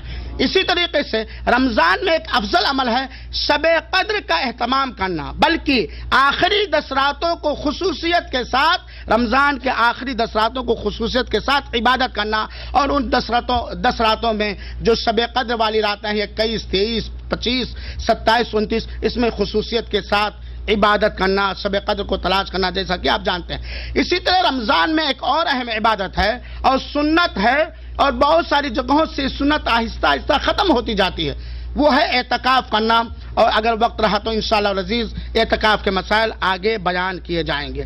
میرے بھائیوں ساتھیوں، یہ رمضان کے وہ عمل ہیں جن کا کرنا رمضان میں افضل اور بہتر ہے۔ شب قدر کی فضیلت کیا ہے؟ آپ جانتے ہیں کہ اللہ تعالیٰ نے قرآن مجید کے اندر بیان فرمایا ہے انا انزلناہ فی لیلۃ القدر وما ادراک ما لیلۃ القدر لیلۃ القدر خیر من الف شہر۔ شب قدر، لیلۃ القدر 1000 مہینوں سے بہتر ہے۔ لیلۃ القدر یہ رمضان مبارک کے اندر ہے، شب قدر یہ رمضان مبارک کے اندر ہے، اور رمضان مبارک کے آخری 10 راتوں میں سے کوئی ایک طاق رات ہے جو 1000 مہینوں سے افضل اور بہتر ہے، جس کے اندر اللہ تعالیٰ نے بہت ساری چیزوں کو، کہ بہت سارے خیر و بھلائی کو رکھ دیا ہے۔ میرے بھائیوں اور ساتھیوں، کہوں یا نہ کہوں، بہت سارے لوگ یہ سمجھتے ہیں کہ شب قدر 15 شعبان کی رات ہے، شب قدر 15ویں شعبان کی رات ہے، لیلۃ القدر 15ویں شعبان کی رات ہے، اور اس سے بڑھ کر جہالت تو کچھ لوگوں کے ہاں یہ پائی جاتی ہے کہ اسی رات کو قرآن اتارا گیا ہے، استغفر اللہ، اور اس سے بڑھ کر جہالت کچھ لوگوں کے ہاں یہ پائی جاتی ہے کہ 15ویں شعبان کی رات کو سارے مردوں کی روحیں آ جاتی ہیں، سارے مردوں کی روحیں آ جاتی ہیں، اور ایک جہالت اور پائی جاتی ہے 15ویں شعبان کی رات کے تعلق سے کہ لوگ سمجھتے ہیں کہ اللہ کے رسول اکرم صلی اللہ علیہ وسلم 15ویں شعبان کو قبرستان کی زیارت کرتے تھے، حالانکہ اللہ کے رسول ہمیشہ جب موقع ملتا تھا 15ویں شعبان کی رات کو زیارت کرتے تھے، اور کچھ لوگ یہ سمجھتے ہیں کہ اس رات کو پوری رات عبادت کرنا چاہیے، بندگی کرنا چاہیے، قبروں کی زیارت کرنا چاہیے، صدقات و خیرات کرنا چاہیے، حلوے بنانا چاہیے، جب و دستار اور سرمگی آنکھوں والے مولوی صاحب کو بلا کے فاتحہ اور مولود کرانا چاہیے۔ میرے مسلمان بھائیوں، آپ رب کی عبادت کرنا چاہتے ہیں نا؟ آپ رب کی عبادت کرنا چاہتے ہیں، رب کی عبادت کا طریقہ کس نے بتلایا ہمیں؟ پیارے حبیب جناب محمد صلی اللہ علیہ وسلم نے۔ اور جن چیزوں سے ہمارا رب راضی ہو سکتا تھا وہ ساری چیزیں ہمارے پیارے حبیب نے کیا ہے۔ ایمان ہے اس بات پر کہ نہیں؟ ہمارے اللہ رب العالمین نے پیارے حبیب جناب محمد صلی اللہ علیہ وسلم کو جتنی چیزوں کے کرنے کا حکم دیا، کوئی ایسا کام نہیں جو آپ نے نہ کیا ہو۔ اس پر ہمارا ایمان ہے کہ نہیں ہے؟ ایمان کہ نہیں ہے؟ اور ہمارا ایمان اس پر بھی ہے کہ اللہ تعالی کے سب سے برگزیدہ نیک بندے پیارے حبیب جناب محمد مصطفیٰ صلی اللہ علیہ وسلم ہے۔ بات صحیح کہ نہیں؟ متفق ہی نہیں ہے؟ اور ہمارا دعویٰ اور دعوت یہ بھی ہے، ہمارا دعویٰ، ایمان اور دعوت یہ بھی ہے کہ اللہ کے رسول اکرم صلی اللہ علیہ وسلم کے امتیوں میں سے سب سے افضل لوگ، سب سے بہتر لوگ، اللہ کے سب سے نیک بندے صحابہ کرام ہیں۔ ہے ایمان کی نہیں میرے بھائی؟ ہے بات کی نہیں؟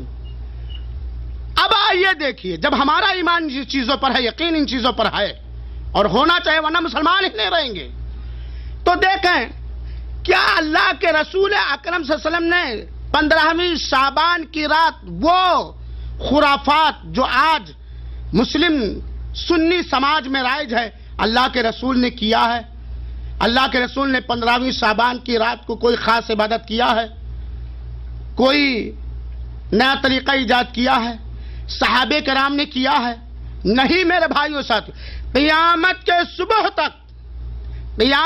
صبح تک قرآن اور صحیح حدیث کی روشنی میں یا اقوال سلف قابل اعتماد اقوال سلف صالحین کی روشنی میں ثبوت کے ساتھ کوئی یہ بات پیش نہیں کر سکتا ہے کہ اللہ کے رسول اکرم صلی اللہ علیہ وسلم نے 15ویں شعبان کو خصوصی عبادت کی ہے یا صدقات و خیرات کیا ہے یا پوری رات عبادت کی ہے یا حلوہ بنایا ہے یا فاتحہ کروایا. فاتحہ معلوم تو کبھی اللہ کے رسول نے کروایا ہی نہیں ہے. تب یہ چیز کہاں سے آ گئی میرے بھائی ساتھیوں؟ ایک حدیث آتی ہے جس کو کچھ علماء نے ضعیف قرار دیا، کچھ علماء نے حسن قرار دیا. حسن کی صحیح سے حسن، کچھ علماء نے حسن قرار دیا ہے. اس حدیث سے لوگوں نے لے کر کے بہت سارا بکواس کیا اور بہت ساری ضعیف من غلط روایتیں لی ہیں. وہ حدیث یہ ہے جس کو کچھ علماء نے ضعیف کہا، کچھ علماء نے حسن کہا ہے. وہ یہ حدیث یہ ہے کہ اللہ تعالی 15ویں شعبان کی رات ہر اس مومن کو بخش دے گا جو مشرک نہ ہو. پہلی چیز جو کیا نہ ہو، مشرک نہ ہو. دوسری چیز جس کے دل میں کسی مسلمان کے خلاف کینہ اور کپٹ نہ ہو. اللہ تعالی ہمارے دلوں سے ہر مسلمان کا کینہ اور کپٹ نکال دے، آمین یا رب العالمین. یہ دو چیز اللہ کے رسول نے بتلایا ہے، جس کے پاس شرک نہ ہو اور کینہ نہ ہو. اب وہ مسلمان جس کے پاس شرک نہیں ہے، کینہ نہیں، اس کو آٹومیٹک فضیلت مل گئی، مغفرت مل گئی. ہے بات صحیح کہ نہیں ہے؟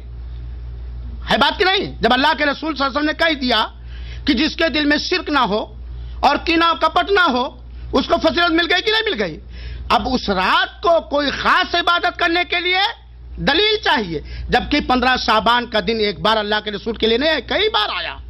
وقت بھی تھا، تقاضا بھی تھا، عبادت بھی تھی، لیکن رب ذوالجلال نے اس رات کو کوئی خاص اہمیت یا اس رات میں کوئی خاص عبادت نازل نہیں فرمایا. اس لیے ہمارے رسول نے نہیں کیا. اس لیے رسول پر ایمان لانے والوں کو بھی چاہیے کہ ان ساری بدعتوں سے، 15ویں شعبان کی ساری خرافات سے، ساری بکواس سے، ساری بدعتوں سے پرہیز کرنا چاہیے. اور آج تو اور میڈیا کا زمانہ ہے، لوگ فیس بک پہ بھیجتے ہیں 15ویں شعبان کی رات مبارک ہو. میں نے کہا کہ چیز کی مبارکبادی دے رہا، 15ویں شعبان ہی بدعت ہے تو نے مبارکبادی کیا ہے نا میرے بھائیو. یہ کھانے پکانے والوں نے، لوگوں نے ایجاد کر لیا. تو میں اس بات اس پر چھیڑا تھا کہ شب قدر کب ہے، لیلۃ القدر کب ہے، عظمت والی رات کب ہے جو 1000 مہینے سے بہتر ہے؟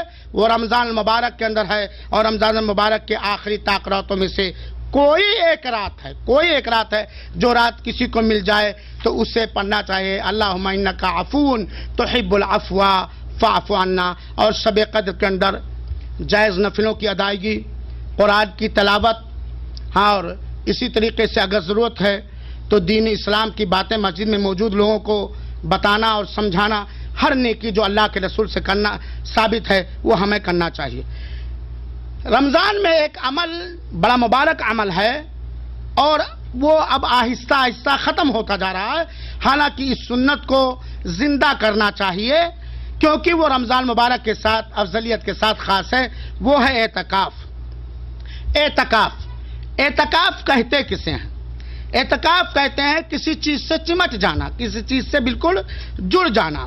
اور شریعت میں اعتکاف کہتے ہیں کہ اللہ تعالیٰ کو خوش کرنے کے لیے، اللہ کی عبادت کے لیے، اللہ کی قربت حاصل کرنے کی نیت سے مسجد کو لازم پکڑنا اور اسی میں ٹھہر جانا.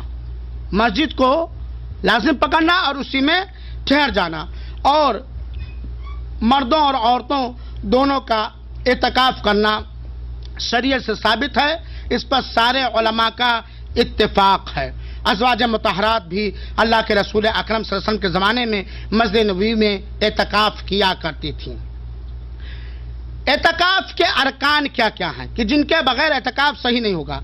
پہلا رکن ہے جو ہر عبادت کے لیے ہے، وہ نیت. انما الاعمال بالنیات، سارے عملوں کا دار و مدار نیت پر ہے.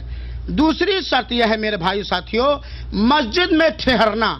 चुनाचे घर में कोई एतकाफ, चाहे वो मर्द हो या औरत हो, घर में एतकाफ नहीं कर सकती। एक तो नियत हो, एक ऐसी मस्जिद का होना जिसमें जमात के साथ नमाज पढ़ी जाती है, ऐसी मस्जिद में मर्द एतकाफ करेगा। और अगर औरत के लिए भी मामून जगह है, उसके ज़रूरियात की सारी चीज़ों के लिए आसानियां हैं, तो औरत भी अपने शौहर की इजाज़त के बाद, अपने शौहर, अगर वो शौहर वाली है तो अपने शौहर से इजाज़त के बाद वो भी एतकाफ कर सकती है, लेकिन मस्जिद ही के अंदर। एतकाफ के अंदर मुस्तहब और बेहतर बात यह है कि आदमी ज़्यादा से ज़्यादा कुरान की तिलावत करे, अल्लाह का जिक्र अस्कार करे, तस्बीह व तहलील बयान करे, अल्लाह से अपने लिए, सारे मुसलमानों के लिए दुआ करे। हस्बे ताकत, जितनी ताकत है उसे चाहिए कि एतकाफ में अल्लाह की बंदगी में मशगूल है। ये नहीं कि खाली दिन बस होता रहे, रात भर सोता रहे। ज़्यादा से ज़्यादा उसने खास कर लिया, अपने आप को लाजिम ठहरा लिया मस्जिद के अंदर, और इस अमल के जरिए वो अल्लाह की कुर्बत और नज़दीकी चाहता है, इसलिए उसे ज़्यादा से ज़्यादा हस्बे ताकत अल्लाह की इबादत में अपना वक्त गुजारना चाहिए। एतकाफ बैठने वाले के लिए, चाहे वो मर्द हो औरत, ऐसी चीज़ों के लिए एतकाफ गाह से, जहां उसने खास किया जगह, निकलना जायज़ है जो उसकी इंसानी ज़रूरत है, जैसे पाखाना पेशाब वगैरह के लिए निकलना, या एतकाफ में सांप अचानक निकल आया जहां उसने खास किया है, हाँ, तो इंसानी ज़रूरत के लिए। या मान लिया एतकाफ गाह में कोई खाना पहुंचाने के लिए नहीं है, तो उसका खाने के लिए होटल में जाना, चुपके से जाना, चुपके से चले आना, दूसरी लायानी कामों में ना होना, या कहीं भी जाके खाना खा लेना, पाखाना पेशाब के लिए निकलना। अलबत्ता मरीज की इयादत के लिए या जनाजे में शिरकत के लिए नहीं जा सकता है, चाहे उसके बाप ही का जनाजा क्यों ना हो, इल्ला ये कि एहतकाम में बैठने से पहले उसने शर्त लगा ली हो, जैसा कि उलमाए किराम ने इसको कहा। एहतकाफ को बातिल कर देने वाली चीज क्या क्या है? पहली चीज, बिना जरूरत जानबूझकर मस्जिद से निकले, और खास तौर पर एतकाफ, तो ऐसी सूरत में एतकाफ बातिल हो जाएगा जहां उसने जगह खास की, बिना किसी जरूरत के जानबूझकर अगर अपने एतकाफ गाह से निकल गया तो उसका एतकाफ बातिल हो जाएगा, क्योंकि मस्जिद में ठहरना एतकाफ के अंदर एतकाफ के सही होने के लिए एक रुकन है, और ये रुकन खो गए। लेकिन अगर कोई अहम जरूरत आ गई, इंसानी जरूरत जिसको शरीयत ने इजाजत दी है, तब उसका एतकाफ बातिल है। इसी तरह एतकाफ रमजान में रातों के अंदर अपनी बीवियों से शौहर हासिल होने का हक हासिल करना जायज है, लेकिन अगर कोई औरत या कोई मर्द एतकाफ में है, तब ऐसी सूरत में शौहर अपनी बीवी को इस्तेमाल नहीं कर सकता, और ना बीवी अपने शौहर को। वला तुबाशिरुहुन्ना व अंतुम आकिफूना फिल मसाजिद। मेरे भाई और साथियों, रमजान ही के मसाइल के ताल्लुक से एक अहम मसला है, और वो है सदक़े फित्र। खत्म किया जाए शेख, या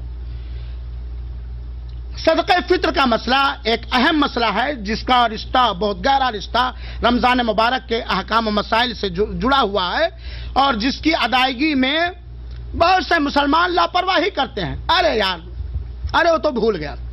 मेरे भाइयों साथियों, सदक़े फित्र, जिसको फितराना कहा जाता है, या ज़कात फित्र कहा जाता है, या सदक़े फित्र कहा जाता है, ये हर मुसलमान पर फर्ज और वाजिब है जिसने रमजान मुकम्मल किया, चाहे वो मर्द हो या औरत हो, बूढ़ा हो, जवान हो, 2 साल का हो, 2 घंटे का हो, 3 घंटे का हो, हर मुसलमान पर सदक़े फित्र अदा करना वाजिब है, चाहे वो आज़ाद हो या गुलाम हो।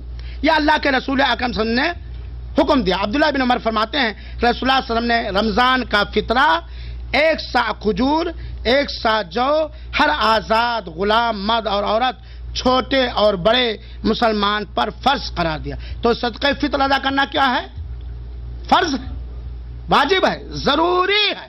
और फर्ज जानते हो कि करने वाले को सवाब दिया जाएगा, छोड़ने वाले को गुनाह दिया जाएगा, जानबूझ को उसने छोड़ा है। तो फितरे के अंदर बहुत सारी हिकमतें हैं, अल्लाह की नेमत का शुक्रिया अदा करना, और इसी तरीके से रोजे की हालत में इंसानी बशरी तकाजे के मुताबिक जो छोटी मोटी गलतियां हो गई हैं उसकी माफ़ी हो जाती है, फ़क़रा और मसाकीन नादार लोगों का ताउन हो जाता है, सखावत और फयाजी जैसी सिफत बंदे के अंदर पैदा होती है, और इसी तरीके से गरीब फ़कीर मिस्कीन मुसलमानों को ईद के दिन भिखमंगाई से बचाना भी ये मकसद है। तो आपको मालूम है फितरा वाजिब है हर मुसलमान मर्द और औरत पर, गुलाम हो या आज़ाद, बालिग हो या नाबालिग, छोटा हो या बड़ा, औरत हो या मर्द। کتنا فطرہ نکالا جائے گا؟ اس میں ایک پیمانہ ہے جس کو عربی میں کہا جاتا ہے صاد الف عین. ہر آدمی کی طرف سے 1 سا نکالنا ہے پیمانہ. اب جب اس کو وزن کیا علماء کرام نے تو کسی نے 1 سا کا وزن 3 کلو بتلایا ہے اور کسی نے 2.5 کلو بتلایا ہے, کسی نے 2 کلو 400 گرام بتایا ہے. یعنی سب کو ملانے کے بعد دیکھا جائے تو 2.5 کلو غلہ ہر آدمی کی طرف سے نکالا جائے گا. یہ 1 سا کا وزن ہے. صدقہ فطر میں کون سی چیز نکالی جائے گی؟ صدقہ فطر میں وہ چیز نکالی جائے گی جو اس سماج کے لوگوں کی غذا اور خوراک ہے. اس سماج کے انسانوں کی غذا اور خوراک ہے, وہی نکالا جائے. مثال کے طور پر بنگلہ دیش میں اگر سارے لوگوں کی اکثر غذا چاول ہے تو چاول نکالیں گے. مثال کے طور پر کوئی راجستھانی ناراض نہ ہو, راجستھان میں اگر سارے لوگوں کی اکثر غذا باجرہ ہے, مکئی ہے, تو باجرہ اور مکئی نکالیں گے. مثال کے طور پر یوپی والوں کا غذا گیہوں ہے, چاول ہے, تو گیہوں اور چاول نکالیں گے. یہاں جو ہے کھجور بھی غذا ہے, کھجور بھی نکال سکتے ہیں, چاول بھی نکال سکتے ہیں, گیہوں بھی نکال سکتے ہیں. جو عام لوگوں کی غذا ہے غذا نکالیں گے. اور اس کے علاوہ کپڑا نکالنا, پھل فروٹ نکالنا, یہ نقد نکالنا اللہ کے رسول اکرم صلی اللہ علیہ وسلم سے ثابت نہیں ہے. اکثر لوگ رمضان کے بعد یا رمضان سے پہلے پوچھتے ہیں کہ مولانا کیا فطرے میں نقد نکالنا صحیح ہے؟ خلاصے کلام, بڑی لمبی بحث اس میں ہے, خلاصے کلام کہ میرے علم کے مطابق اللہ کے رسول سے یا صحابہ کرام سے نقد نکالنا ثابت نہیں. روپے پیسوں کی شکل میں غلہ ہی نکالنا یہ ثابت ہے. جس طرح ہم غلہ خرید کے کھاتے ہیں ایسے فطرے کا غلہ خرید کر کے ہم نکالیں گے. نقد نکالنا اللہ کے رسول اکرم صلی اللہ علیہ وسلم سے ثابت نہیں ہے کہ آپ نقد 15 روپے ریال یا 10 ریال یا جو اپنے ہندوستان کے علماء رائج کیے ہیں 50 روپے 70 روپے 75 روپے نکال کے کسی فقیر کو ایسے نقد دے دیجئے. یہ اللہ کے رسول اکرم صلی اللہ علیہ وسلم سے یا صحابہ کرام سے ثابت نہیں. ہاں فطرے کے غلہ خریدنے کے لیے کسی قابل اعتماد سوسائٹی کو آپ وکیل بنا سکتے ہیں روپیہ دے کر کے, لیکن اس کو یہ کہیں گے آپ اس سے غلہ ہی نکالو. نقل نکالنا اللہ کے رسول اکرم صلی اللہ علیہ وسلم سے ثابت نہیں ہے کیونکہ فطرہ فرض کرنے کی جو روح ہے وہ چیز اس میں ختم ہو جاتی ہے. فطرہ کب واجب ہوتا ہے؟ ایک ہے واجب ہونا, ایک ہے افضل وقت. فطرہ عید سے 1 دن یا 2 دن پہلے نکالنا جائز ہے.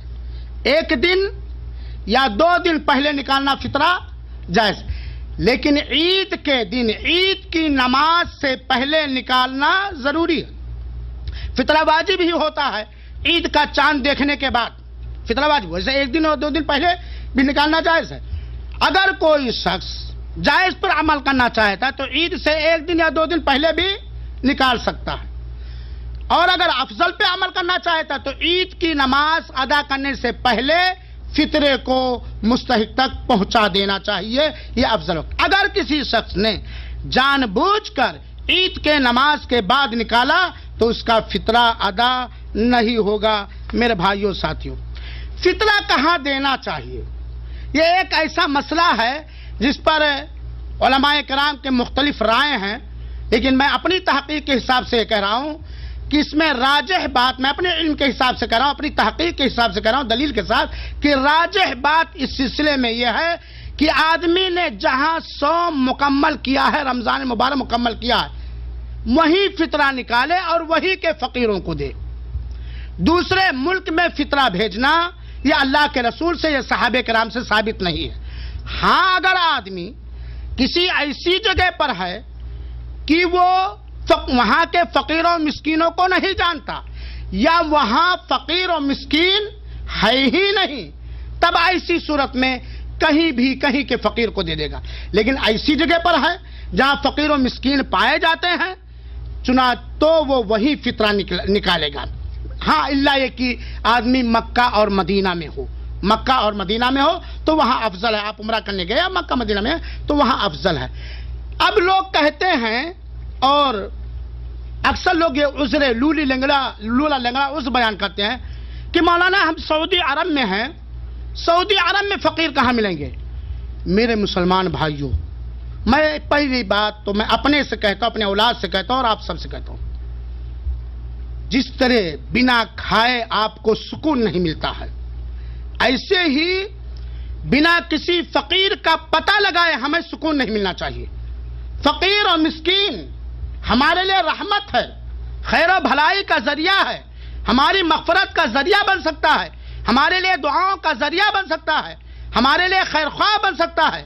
لہذا جہاں بھی آپ ہوں، 10 روز کے لیے بھی آپ کہیں جائیں تو فقیر کا گھر کا پتہ لگا کر کے رکھیں، ضرورت مند مسلمان، محتاج مسلمان، نادار مسلمان، بیوہ مسکین تنگ دست مسلمان کا پتہ لگا کے رکھیں، کیونکہ اگر اللہ تعالیٰ نے آپ کو مالدار بنایا ہے تو آپ کے اوپر غریبوں اور مسکینوں کی ذمہ داری بھی کہیں واجب قرار دیا ہے اور کہیں نفل قرار دیا ہے میرے بھائیو ساتھیوں۔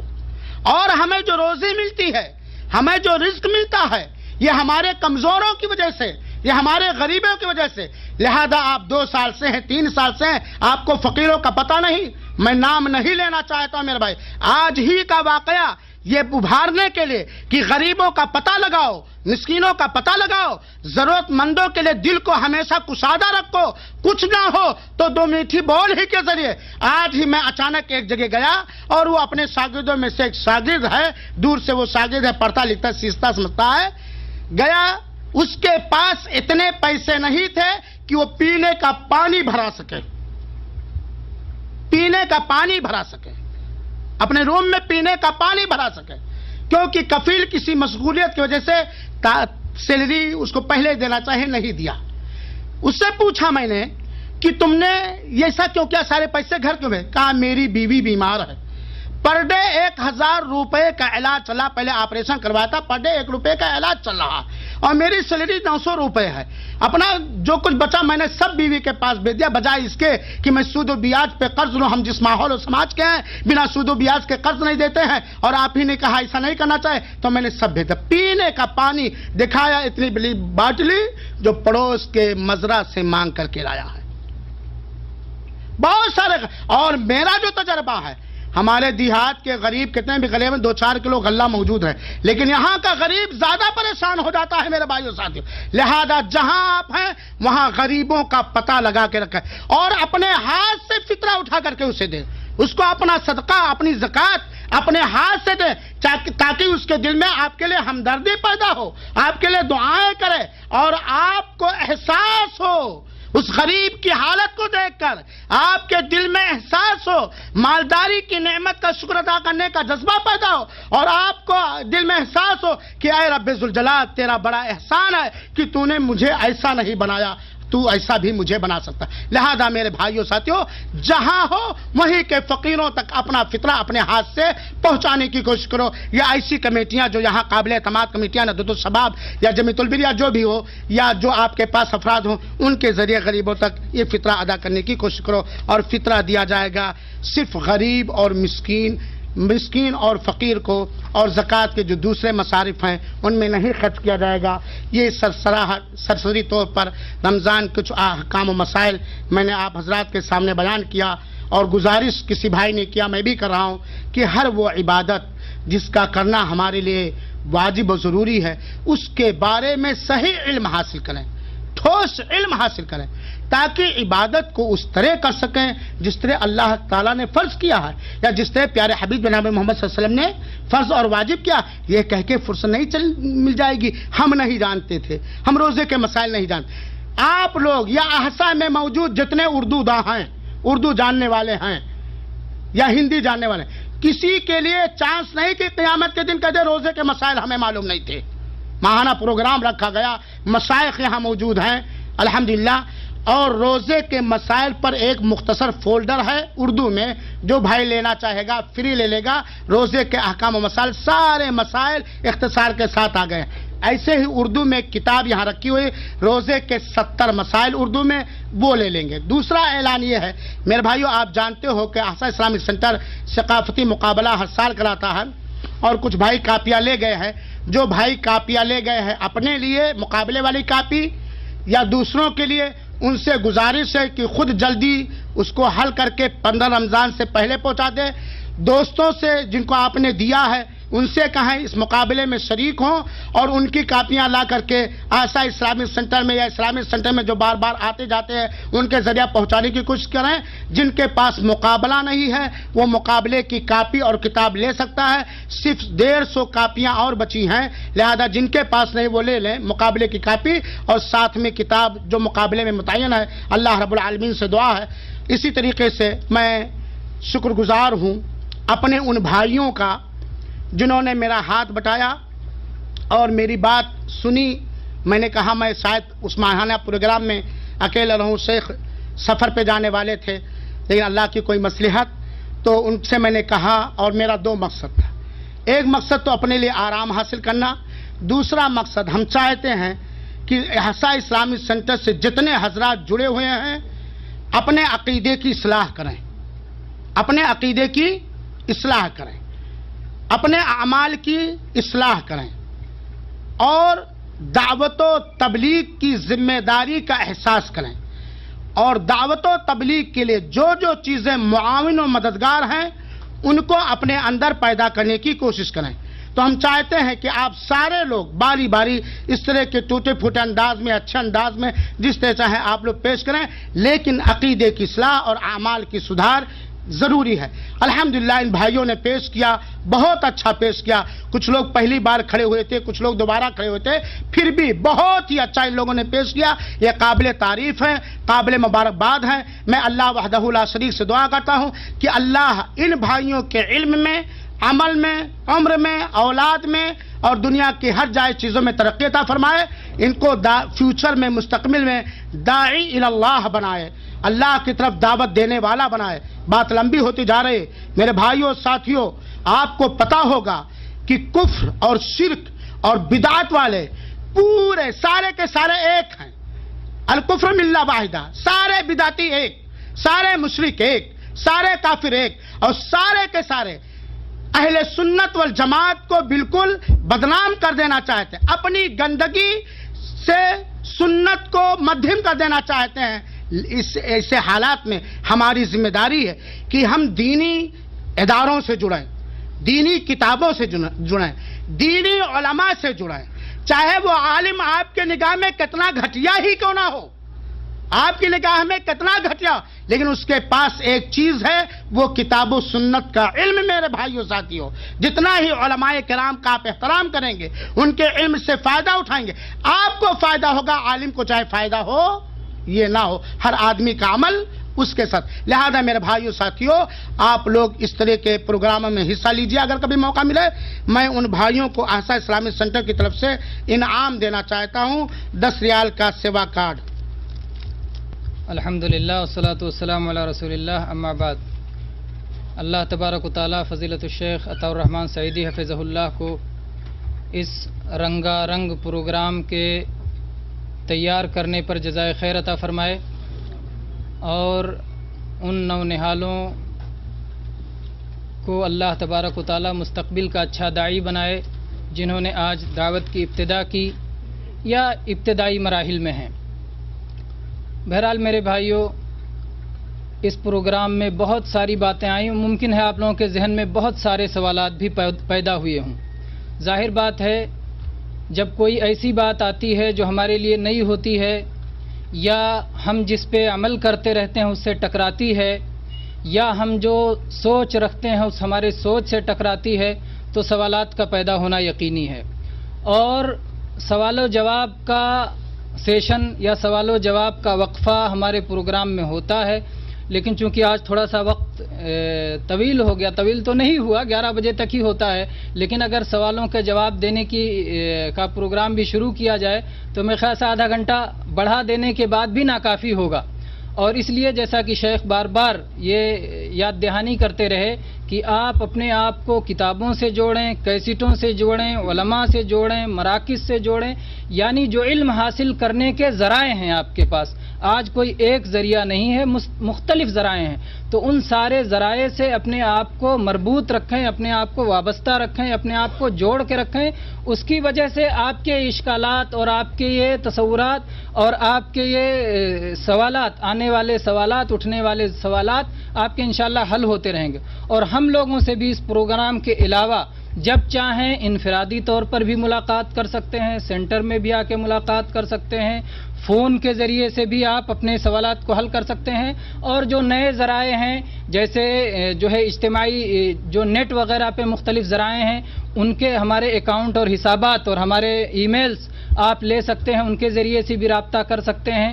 تو اس طرح مختلف انداز سے آپ رابطہ کر کے اور صحیح علم کو حاصل کر سکتے ہیں۔ ایک شبہ لوگ بار بار اٹھاتے ہیں، خاص طور پہ 15 شعبان کا ذکر آیا، اور یہ ساتھ میں یہ بھی بیان ہوا کہ 15 شعبان کی رات میں کوئی نفلی عبادت نہیں ہے۔ بہت سارے لوگ فوراً کہہ دیتے ہیں وہابیوں کا کام ہی کیا ہے، نیکیوں سے روکو۔ ہاں، وہابیوں کا کام ہی کیا ہے؟ ارے نماز پڑھنے سے روکتے ہیں، قرآن پڑھنے سے روکتے ہیں، ہے نا؟ یہ اتنا کہنے میں تو بڑی آسانی سے کہہ گئے، لیکن کیا واقعی حقیقت یہی ہے؟ ہم تو حکم دیتے ہیں بھائی، 5 وقتہ فرض صلات کا حکم کون دیتا ہے؟ ہم کہتے ہیں 5 وقت کے صلات کی پابندی کرو، زکوٰۃ کی ادائیگی کرو، اس کا حکم کون دیتا ہے؟ رمضان کا صوم رکھو، اس کا حکم کون دیتا ہے؟ اس کی طرف دعوت کون دیتا ہے؟ حج کرنے جاؤ، عمرہ کرنے جاؤ، بار بار حج عمرہ کرو، اس کی دعوت کون دیتا ہے؟ تو کون کہتا ہے کہ یہ عبادتوں سے روکتے ہیں؟ عبادتوں سے نہیں روکتے، فرضی عبادتوں سے روکتے ہیں۔ فرق کریں اس کو۔ بنی بنائی، خود ساختہ، جعل ساز، فراڈ، یہ جو عبادت ہے جو آپ نے بنا لی ہے، جس میں رسول اللہ صلی اللہ علیہ وسلم کے طریقے کی مخالفت پائی جاتی ہے۔ ایک شخص آئے کہے کہ میں جب نماز میں رکوع کروں گا تو میں چاہتا ہوں، میرا دل چاہتا ہے رکوع میں درود شریف پڑھا کروں۔ درود شریف پڑھنا اچھی بات ہے نا؟ آپ کیا کہیں گے؟ پڑھے آپ، درود شریف پڑھنے میں کیا ہے؟ رکوع میں پڑھ لے، سجدہ میں پڑھ لے۔ ہاں کہیں گے ایسے؟ آپ کہیں گے نہیں، رکوع میں سبحان ربی العظیم پڑھنا ہے، سجدے میں سبحان ربی الاعلیٰ پڑھنا ہے، اس میں درود شریف نہیں پڑھنا۔ تو آپ نے درود شریف سے روکا یا غلط جگہ پہ درود شریف پڑھنے سے روکا؟ ہے نا؟ غلط جگہ پہ۔ تو ایسے ہی غلط جگہ پہ، غلط وقت پہ، غلط طور پہ اپنی طرف سے بنا کے عبادت جو کی جائے گی اس سے روکا جاتا ہے۔ عام طور پر جو سال بھر فرض نہیں پڑھتے چاہتے ہیں ایک رات میں سب ادا ہو جائے، ہے نا؟ زندگی بھر نہیں پڑھتے چاہتے ہیں ایک رات میں ادا ہو جائے، زندگی بھر نہیں پڑھتے، حج کرنے جاتے ہیں ایسی جگہوں پہ سنت پڑھیں گے جہاں آپ سوچ بھی نہیں سکتے۔ وہ پہاڑ پہ چڑھے تھے وہاں 2 رکعت پڑھ لیے، اس پہاڑ پہ چڑھے وہاں 2 رکعت پڑھ لیے۔ تو میرے بھائیو بہت آسانی سے کہتے ہیں ارے یہ نیکیوں سے نہیں روکتے، نیکیوں کا حکم دیتے ہیں، برائیوں سے روکتے ہیں، اور بدعت عام برائیوں سے بڑی برائی ہے۔ بدعت عام برائیوں سے بڑی برائی ہے۔ زنا سے روکنے والے کو شاید اتنا ثواب نہ ملے جتنا بدعت سے روکنے والے کو ملے گا، آپ کو پتا ہے؟ اس لیے کہ بدعت کرنے والا ثواب سمجھ کے کرتا ہے، وہ توبہ نہیں کرے گا، اور زنا کرنے والا گناہ سمجھ کے کرتا ہے، کبھی نہ کبھی توبہ کرے گا۔ تو اس لیے بدعتوں سے روکنے کا ثواب زیادہ ہے میرے بھائیو۔ تو اس طرح سے ایسے سارے شبہات آتے ہیں جن کا جواب ہمیں کبھی سمجھ میں نہیں آتا، لیکن جب ہم علماء کے ساتھ اٹھتے بیٹھتے ہیں، علماء کی مجلسوں میں یا ان کی کیسٹیں سنتے ہیں یا ان کے بیانات سنتے ہیں یا خود جا کے ان سے سوالات کرتے ہیں، تو مسائل بہت آسانی سے حل ہو جاتے ہیں۔ تو اس لیے میرے بھائیو اپنا شبہ اپنے دل میں لے کے نہ بیٹھیں پلیز، اپنے دل کو اسپنج کی طرح نہ بنائیں کہ جو قطرہ گرا اس کے اندر چلا گیا، نہ، اپنے دل کو شیشے کی طرح صاف، کہ شیشے پہ ایک بال بھی پڑا تو پتہ چل جائے کہ یہ بال آ گیا ہے۔ تو سنت کے خلاف کوئی بدعت آئے آپ کا دل پہچان لے، ارے یہ تو بدعت ہے، ارے یہ تو نبی صلی اللہ علیہ وسلم کے طریقے کے خلاف ہے۔ تو ایسے اپنے دل کو بنانا چاہیے شیشے کی طرح صاف اور مضبوط بھی شیشہ کسی سے نہیں کٹتا، ٹوٹ جائے گا لیکن کٹے گا نہیں، وہ کس سے کٹتا ہے؟ ہیرا سے کٹتا ہے۔ تو بہرحال اللہ تبارک و تعالیٰ سے دعا ہے کہ اللہ تبارک و تعالیٰ ہم سب کو صحیح علم سیکھنے، صحیح علم کو سمجھنے اور صحیح علم کے مطابق عمل کرنے کی توفیق عطا فرمائے۔ رسول اللہ صلی اللہ علیہ وسلم کے نقش قدم کو، آپ کے اسوہ حسنہ کو مضبوطی کے ساتھ پکڑنے اور آخری سانس تک اس سنت پر ہمیں ثابت قدم رکھے، اور ایمان ہی پر اللہ تبارک و تعالی ہمیں وفات دے، اور مرنے کے بعد اللہ تبارک و تعالی ہم سے راضی ہو جائے، اور ہر طرح کی رسوائی سے، آخرت کی رسوائی سے جب سب سے بڑی رسوائی ہے اس سے اللہ ہماری حفاظت فرمائے۔ آمین۔ وآخر دعوانا الحمدللہ رب العالمین۔